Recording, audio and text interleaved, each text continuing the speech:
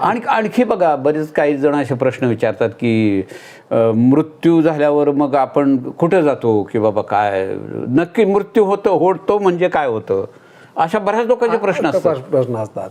एक काय होतं ना की अध्यात्माच्या विषयामध्ये ज्यावेळेला आपण एक्स्ट्रीम काय म्हणतात की हायर स्पिरिच्युअल ज्यावेळेला आपण विषय समजून घ्यायला लागतो, ट्रान्झॅक्शनल रियालिटी आणि स्पिरिच्युअल रियालिटी असे दोन विषय आहेत. ट्रान्झॅक्शनल म्हणजे भौतिक जगात आपण जे आता जीवन जे आहे मरणार आहे ते, स्पिरिच्युअल रियालिटी एक वेगळी आहे. बरं. ट्रान्झॅक्शनल रियालिटी मध्ये मरणार आहे, मी कुठेतरी जाणार, मग कोणतरी सांगतं, मग वेगवेगळ्या आपण या सगळ्या गोष्टी कल्पनेनं तयार करतो किंवा कोणीतरी सांगितलेलं गरुड पुराण वगैरे अनेक गोष्टी आहेत.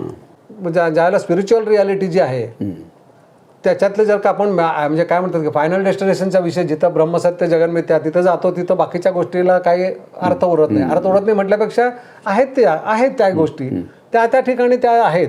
त्या नाकारायची कारण नाही, कारण ब्रह्म अवस्थेतूनच त्या निर्माण झाल्या. सारं जग हे ब्रह्माचंच व्यक्त स्वरूप आहे म्हटल्यावर तिथं अनेक गोष्टी असणारच. पण आपण जीवन जगत असताना आता जीवनात येणाऱ्या अडचणी, मृत्यूनंतर कुठं जाणार हा प्रश्न, मग पुन्हा जन्म कशा स्वरूपात कुठं होणार हा प्रश्न, हे जे सगळे प्रश्न आहेत ते ट्रान्झॅक्शनल रियालिटीमध्ये येतात. तिथं ट्रान्झॅक्शन चालू आहे आपलं, जन्ममरण हे सगळं. तिथं मृत्यूनंतर मग आपल्याला एवढं माहिती असतं की हा देहाचा आपल्याला त्याग होणार आहे आणि मग आपण कुठेतरी परलोकात जिथं जीवात्मा जग आहे तिथं आपण जाणार, नाहीतर मग अर्थबाउंड म्हणून पिशाच्या योनीमध्ये अडकणार. मग असे सगळे प्रश्न. बरोबर. तर हे खरं नाही, ते खरं असतं त्या लेवलला खरं आहे ना. जसं एखाद्या छोटी मुंगी त्याचं जीवन त्याचं जीवन खरं आहे की आपण म्हणतो काय ती मुंगी म्हणतो, पण त्याला जीवन त्याला अन्नधान्य शोधत असतं ते. तसं प्रत्येक लेवलला प्रत्येक गोष्टी त्या ठिकाणी बरोबरच असतात. ज्यावेळेला मनुष्य जो एक सर्वसामान्य मनुष्य त्याला काय नाही, एक दिवशी मरणाऱ्या एवढंच माहिती असतं, मग कुठं जाणार माहित नाही. मग त्याच्याकरता ह्या गोष्टी शास्त्रामध्ये किंवा आपले सद्गुरू सांगत असतात की काय होतं, देहाचा त्याग होतो. जो सूक्ष्म देह आहे तो प्रवास करणार आहे, तो अनेक जन्म हे सगळे संचित आणि प्रारब्ध, म्हणजे प्रारब्ध थोडं संचितात्मा घेऊन येतो आणि त्याचं जीवन प्रवास, जीवनातला प्रत्येक गोष्टीचं कारण संचितातले विषय जे प्रारब्धाचे विषय ते एक्झिक्यूट होत असतात, त्याप्रमाणे जीवन चालू असतं. आणि त्यावेळेला ह्या जीवनामध्ये जेवढ्या आणखी नवीन गोळा केलेल्या वस्तू आहेत त्याच्यात त्याची भर पडते आणि ते सगळं घेऊन तो जातो. त्याच्यात काय आहे, काही विषयाची तीव्रता ज्या वेळेला निर्माण होती त्याला इच्छा वासना म्हणतो आपण, की जसं वास्तूबद्दलच्या, व्यक्तीबद्दलच्या, अनेक खाण्यापिण्याच्या विषयाच्या असतील, त्या वासना जर का तीव्र झाल्या तर तो परलोकातही जात नाही. तो जीवात्मा, तो गेल्यानंतर तो जो सूक्ष्मदेह बाहेर पडतो त्याला जीवात्मा म्हणतात, तो अर्थबाउंड स्पिरिटमध्ये अडकतो, त्याला पिशाच्य योनी म्हणतात. तो इथं आपल्या अवतीभोवतीच असते ती, की प्रत्येक विषयाची आसक्ती, प्रचंड आसक्ती. म्हणजे ह्या शरीरातून बाहेर पडल्यानंतर सुद्धा त्याची जात नाही, तो जातच नाही कुठं. तो म्हणतो हे माझंच आहे, मी इथंच. पण त्याला जाणं दुसरीकडे हा कन्सेप्टच माहिती नसतो, किंवा जरी माहिती झाला तरी त्याच्या त्या वासना त्याला जाऊ देत नाही. तो ती पहिली बॉडी शोधत असेल आणि ती काही जळून खाक झालेली असते. म्हणून नेहमी सांगतात विषयाची आसक्ती कमी करा, जसं वय वाढेल तशी विषयाची आसक्ती कमी करा. नैसर्गिक सुद्धा आपल्याला जसं वय जास्ती वाढत गेलं की तसं आपण विस्मरण होत जातं, कारण ते निसर्गाने सुद्धा ते ठेवलेलं की विसरून गेल्यानंतर मग परत यायचा प्रश्न येत नाही. पण सगळं माहिती असताना हे माझं घर आहे आत्ताच्या आत्ता तुला काढून घेतो म्हटलं ना तर हे मी नाही सोडणार म्हणतो. असं आहे. म्हणून हे अध्यात्माचा विषय समजून का घ्यायचा, नंतरचं आपलं जीवन सुखकर व्हावं, योग्य ठिकाणी आपल्याला जाता यावं म्हणून आता इथं आपण जिवंत असताना अनेक गोष्टी समजून घेणं फार महत्त्वाचं आहे. त्याच्यात हे नंतरचा आपला प्रवास जो आहे ना तिथं सगळा अंधार आहे, काही कळत नाही आपल्याला. आपण जर का आपल्याला ध्येय निश्चित असेल, आपल्याला जर का विषय माहिती असेल, सगळ्यातून आपण मुक्त झालो तर तो जीवात्मा सहज जातो. मग तो म्हणे नंतर जातो जीवात्मा जगामध्ये, मग तिचा आपला सगळे हिशोब होतात. जर का अर्थबाउंड मध्ये नाही अडकला, पिशाच्या योनीत अडकला नाही तर तो मग जीवात्मा जगात जातो.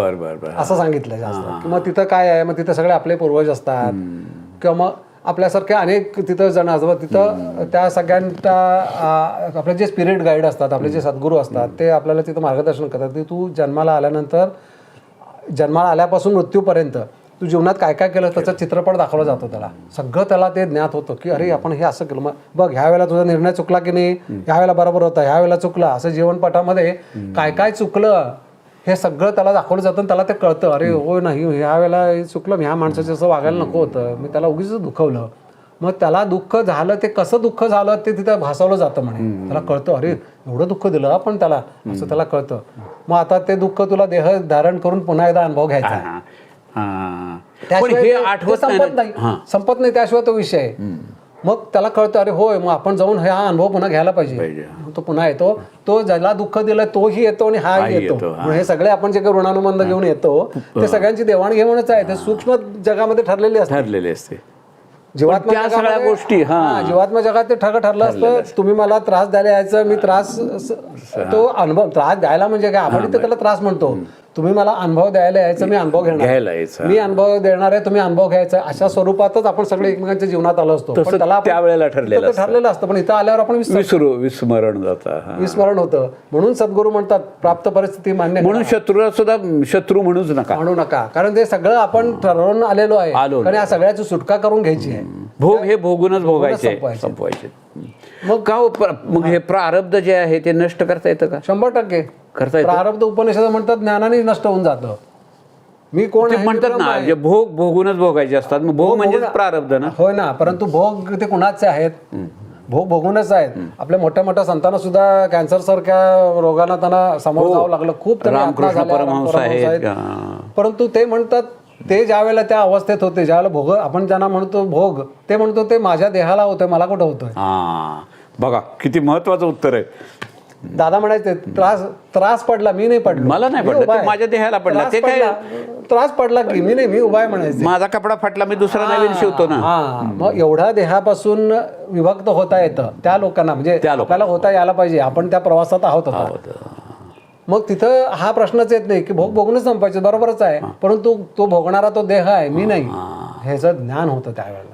मग हे ज्ञानात त्यावेळेला मग प्रारब्ध जे आहे आपलं ते नष्ट होतं, ते नष्टच होऊन जातं पूर्णपणे. कारण पुन्हा जन्माला यायला करता तो नाहीच आहे की तो मूळ अवस्थेशी एकरूप झाल्यानंतर संबंध देत नाही ना. कर्ज फेडायचं, माणूस मेला की कर्ज संपलं, तो फेडायचा प्रश्न येत नाही. म्हणतात त्या वेगवेगळ्या व्हायब्रेशन्स वेगवेगळ्या फ्रिक्वेन्सीवर त्या वर्क करत असतात. आपली फ्रिक्वेन्सी बदलल्यानंतर आपल्या पहिल्या फ्रिक्वेन्सीला येणारं कर्म खाल्लं निघून जातं. मी काय समजत होतो की प्रारब्ध हे पूर्णच करायचं, ते नष्ट होत नाही किंवा कमी होत नाही. बरोबर आहे. ते त्याचं ज्ञान झाल्यानंतर ज्ञान झाल्यानंतर जिथल्या तिथं व्यवहार संपतो.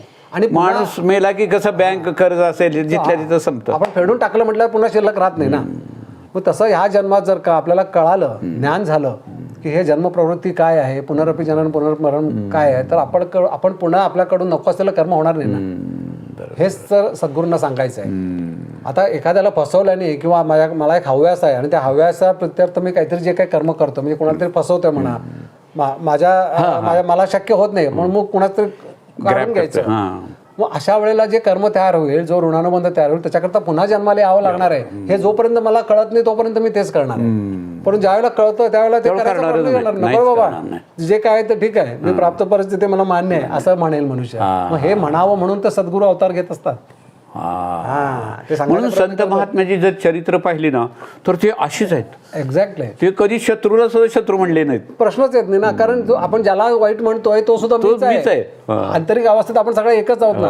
म्हणजे त्या गाढवाला पाणी पाजलं किंवा त्या गंगेवर आंघोळ जाताना ते थुंकले 100 वेळा, ती जी कथा आहे बापरे, त्याच्यातून हा संदेश जातो की तो आंतरिक अवस्थेत त्या देह माध्यमाला माहिती नाहीये आत कोण आहे म्हणून. ह्यांना माहिती आहे तो आत आणि आपण दोघं एकच आहोत. मग त्यावेळेला ज्याला कळलं की अरे आपण एवढं सगळं वाईट करून सुद्धा तो शांत आहे म्हटल्यावर तो पाय धरायला आला. तो असं आहे.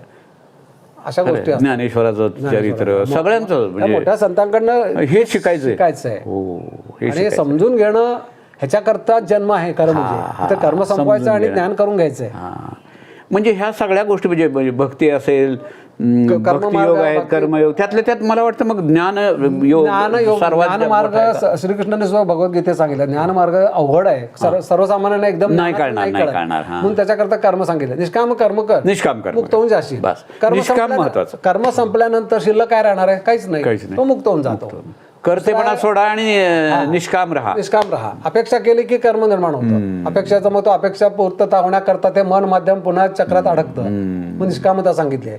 दुसरा आहे भक्ती मार्ग. भक्ती ती अशी पाहिजे की तो जो माझा आपला इष्टदेव आहे त्याच्याशी एकरूपता व्हायला पाहिजे. तूच आहेस, बाकी कोण नाहीच आहे. अशा पद्धतीनं जर का तो भक्ती मार्गात त्याची भक्ती केली तर तो त्याच्यातून मुक्त होतो. कारण तो गेल्यानंतर तो त्याच्याशीच एकरूप होऊन जातो. किंवा नाही तर देहात असताना तो आणि मी याच्यात भिन्नता नाही हे त्याला कळून जातं. पण ती भक्ती अशी व्हायला पाहिजे.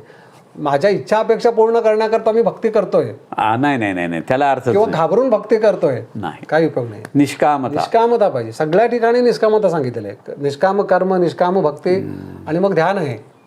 म्हणजे स्थितप्रज्ञता किंवा निष्कामता, हे असेच 1 2 3 पॉईंट महत्वाचे आहेत भयंकर अध्यात्मात. महत्वाचं आहे. मग काही जण ध्यान माध्यमातून, मी देवघेव मानत नाही पण मी ध्यान, मग तो ध्यानातून शून्य अवस्था, निर्विचार अवस्था प्राप्त करतात. म्हणून ते काही योग आहेत ना, अष्टांग योग जो आहे आणि हे सांख्य, ते ध्यानातून मुक्त अवस्था सांगतात. ते म्हणतात मनाला शून्य कर, तुला तुझं निज स्वरूप कळेल.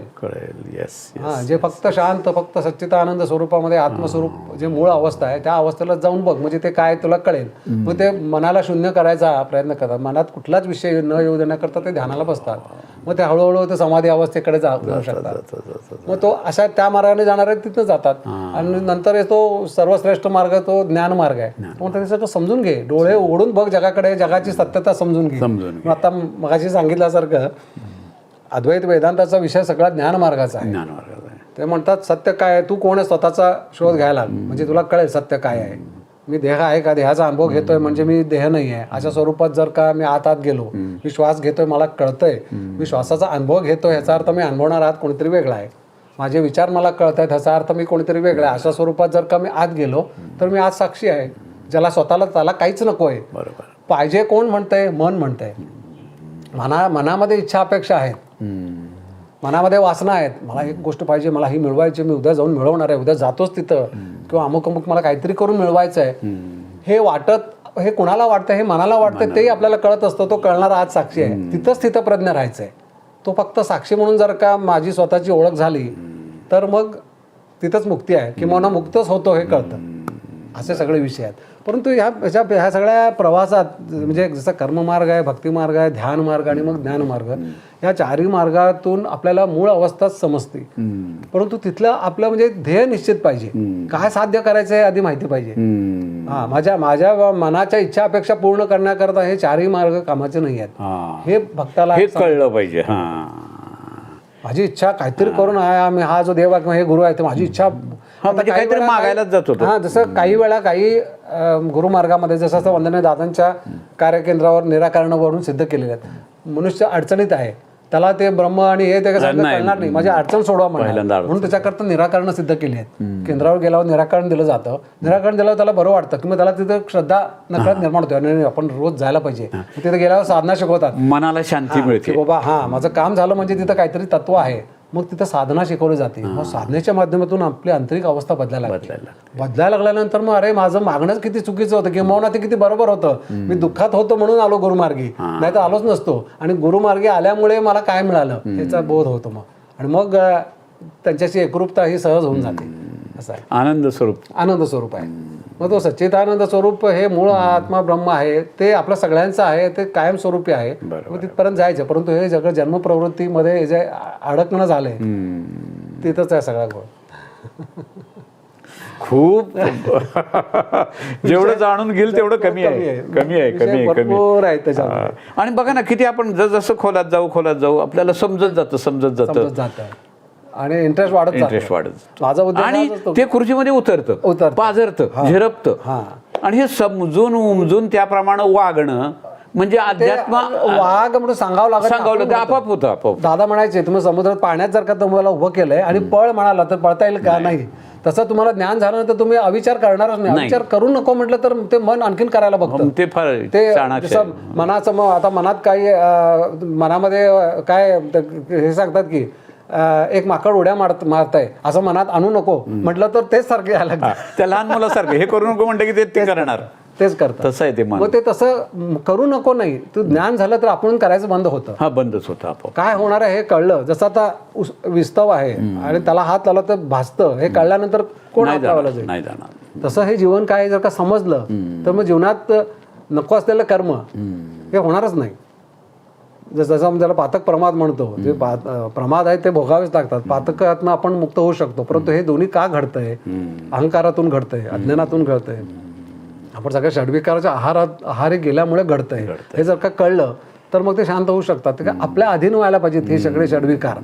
ते तात्पुरते आपल्याला ठराविक एकाचं काय म्हणतात की आपल्या कंट्रोलमध्ये असतील तर आपण जेव्हा हवे तेवढंच वापरू शकतो, पण त्याच्या कंट्रोलमध्ये जीवन झाल्यामुळे मग कर्म घडतं नको असलेलं, मग त्याच्याकरता पुन्हा जन्म आहे, कारण तो नियम आहे सृष्टीचा, तू जसं करशील तसं भोग.